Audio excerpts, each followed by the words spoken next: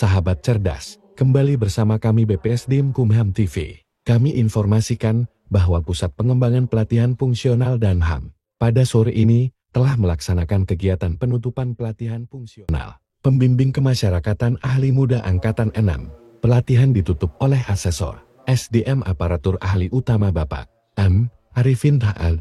Berikut liputannya. Lulus yaitu sebanyak 40 orang.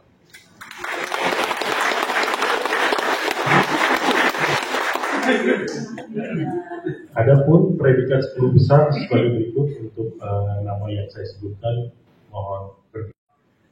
Agung Indra Wirya,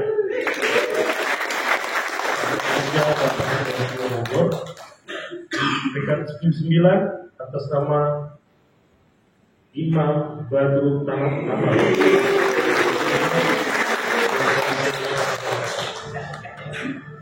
Peringkat 8 atas nama Ade Tamara. Kerja Bapak kelas 2 pada waktu. Peringkat 7 Friska Febrina Sitanda. Kelas 1 beda. Peringkat 6 atas nama Arif Sugianto.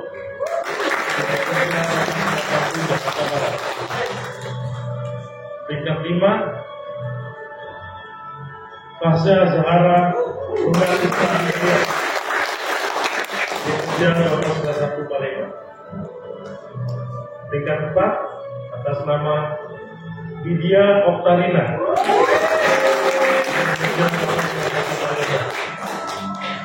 Peringkat 3 atas nama Veronica Budi Astuti.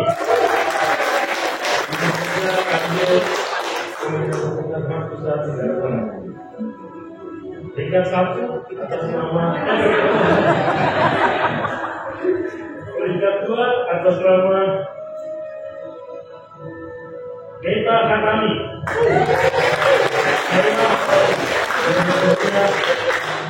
Bapak kelas 2 kelas 1.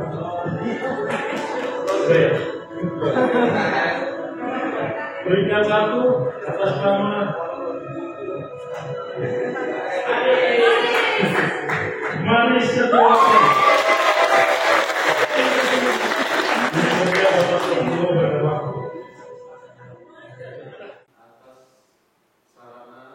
Kami mengikuti seluruh rangkaian kegiatan pelatihan pembimbingan kemasyarakatan PK Ahli Muda Angkatan 6 dan kami diberikan kepada kami yang sangat bagus, yang sangat baik. Kami juga menyampaikan ribuan terima kasih kepada seluruh pengajar atas ilmu dan modul-modul yang telah diberikan kepada kami sebagai bahan kami melaksanakan tugas dan persamaan persepsi kami dari berbagai daerah.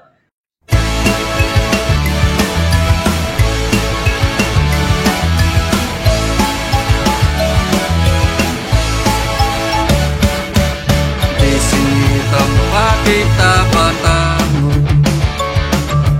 dengan pembelajar dari seluruh negeri yang menanti pembaharu. Assalamualaikum warahmatullahi wabarakatuh. Selamat siang, salam.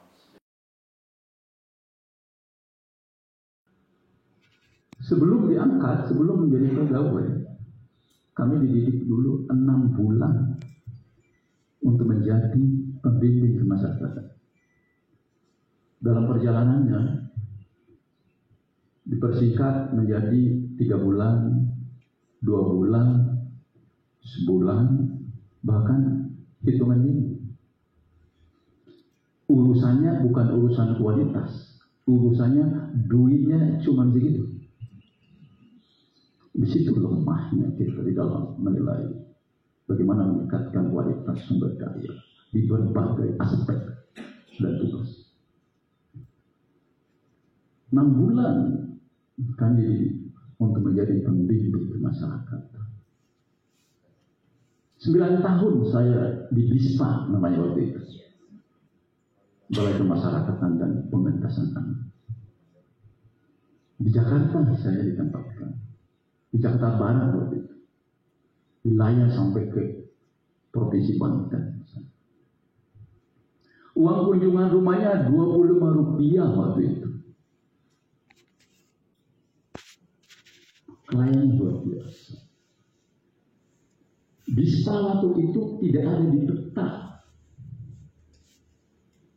Daripada saya baca ini, lebih saya cerita ini menyangkut soal pengalaman supaya menjadi inspirasi kawan-kawan sekalian. Nggak ada di peta Bispa itu. Tidak pernah seorang kandil menginjakan kaki-kakinya di Bispa. Apa dia nggak tahu? Atau apa?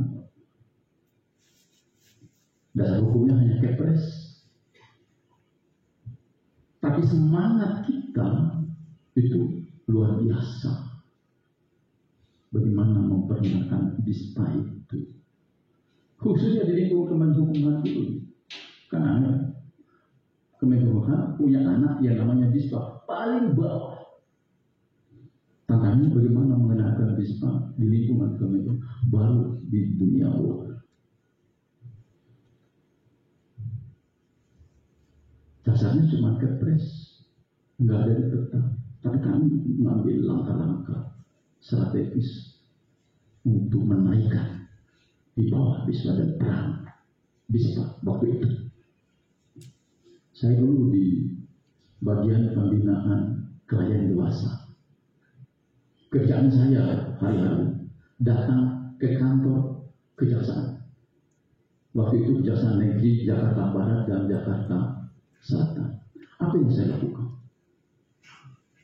Saya mengambil buku putusan pidana bersarat yang diputuskan oleh pengadilan dan mencatat siapa-siapa saja yang dihukum bersarat yang minimal 6 bulan di buku catatan. Saya ambil bukunya, saya catat sendiri. Sekali saya bawa bisa ratusan klien saya. Mengapa jaksa sampai dia menyerahkan buku itu? Saya bangun hubungan yang baik. Ya. Jadi begitu datang, ambil sendiri itu buku, catat. Ambil kertas kopnya jaksa, saya catat klien. Saya bawa ke kantor. Saya suruh tangan jaksa. Senang teman-teman saya 100 kilo sekali bawa. Besoknya lagi datang di Jakarta. Itu yang kita lakukan. Waktu itu kliennya top. Saya pernah punya klien, anaknya direktur Sinar Harapan terlibat kasus narkotik. Sampai sebegitu kita lakukan waktu itu. Inisiatif sendiri untuk menaikkan. 9 tahun saya jadi pembimbing kemasyarakatan. Kunjungan rumah, pegawai bapas, pegawai Bispa dengan uang. Kunjungan rumah segitu. Bukan dapat uang, malah keluar uang kita. Kenapa uang keluar? Nggak tahan, nggak tega lihat keluarga klien. Makan susah. Tinggal itu. Tapi kita punya semangat yang kuat. Saya melihat wajah-wajah Anda hari ini. Tidak ada wajah risau. Tidak ada wajah merasa supaya pembimbing kemasyarakatan baru. Wajah-wajah punya semangat, wajah-wajah punya dedikasi, wajah-wajah punya mimpi besar ke depan. Gus takut.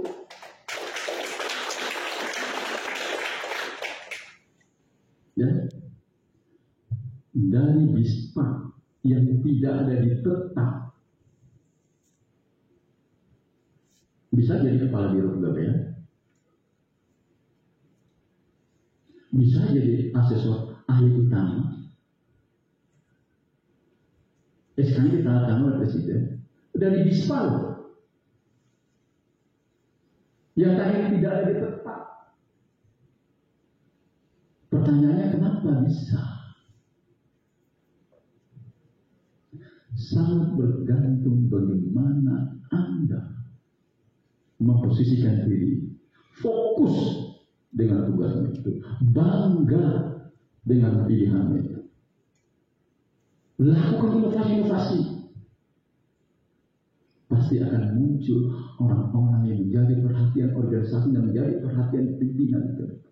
Dari 40 orang ini, pulang dari sini, lakukan perubahan dalam dirimu, dan Anda akan menjadi perhatian organisasi dan pimpinan. Dan Anda bisa mengikuti jejak. Bukan persoalan kamu ada di imigrasi, kamu ada di LP, kamu ada di rutan, kamu ada di BISPA. Persoalannya adalah kamu mau bekerja dan mau mengambil langkah-langkah strategis untuk mengembangkan diri supaya Anda punya nilai jual. Yang kecil hati, aduh BISPA, aduh pembimbing kemasyarakatan. Ada nggak yang ikut kemarin tahun 2017? Ada nggak yang masuk tahun 2017 yang jadi PK sekarang? Ada. Kebetulan kamu mungkin masih ada tentang saya.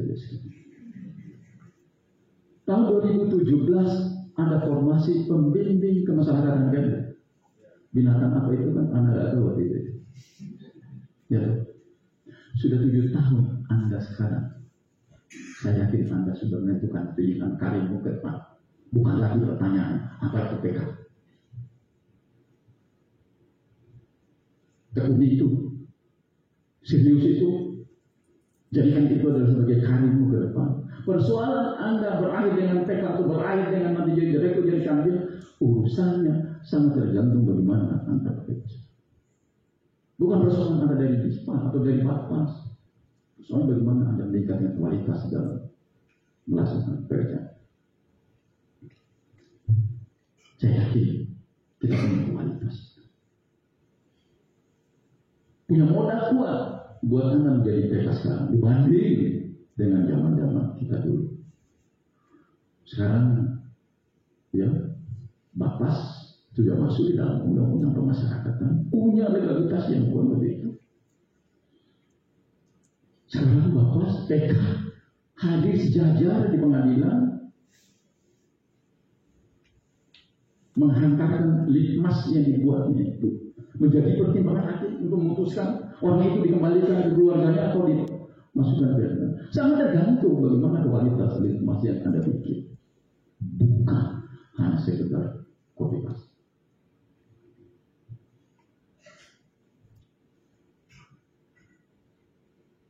Persoalan yang muncul sekarang, sering saya coba pikiran dengan kawan-kawan di masyarakat yang menjadi sorotan instansi luar, kepolisian, pengadilan, bicara soal kualitas penelitian kemasyarakatan yang Anda buat. Anda tahu tugas utamamu penelitian kemasyarakatan, pengawasan, pembinaan, pendampingan di pengadilan, sidang TPP, itu tugas semua.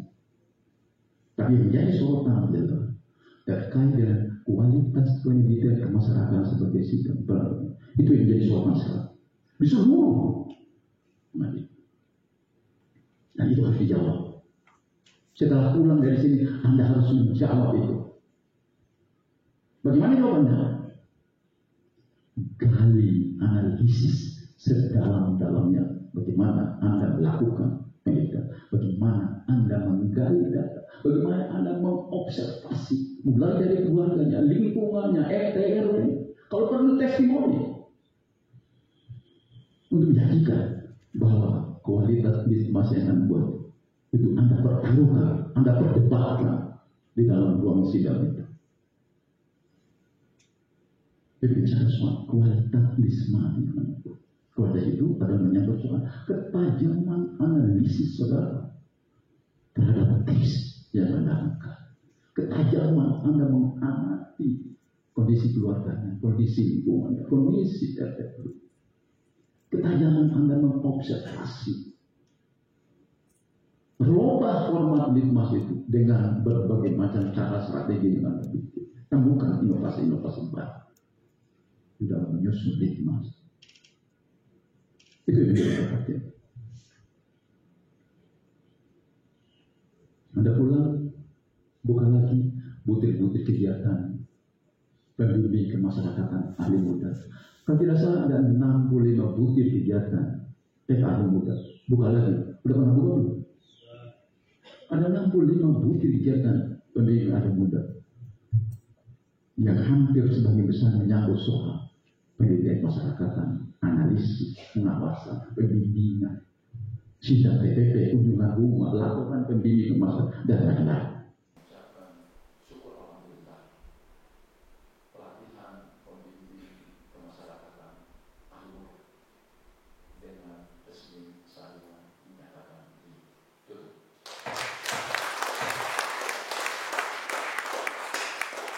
Mohon maaf bila ada hal yang kurang berkenan. Saya dibilang lebih wajar. Assalamualaikum warahmatullahi wabarakatuh. Baharu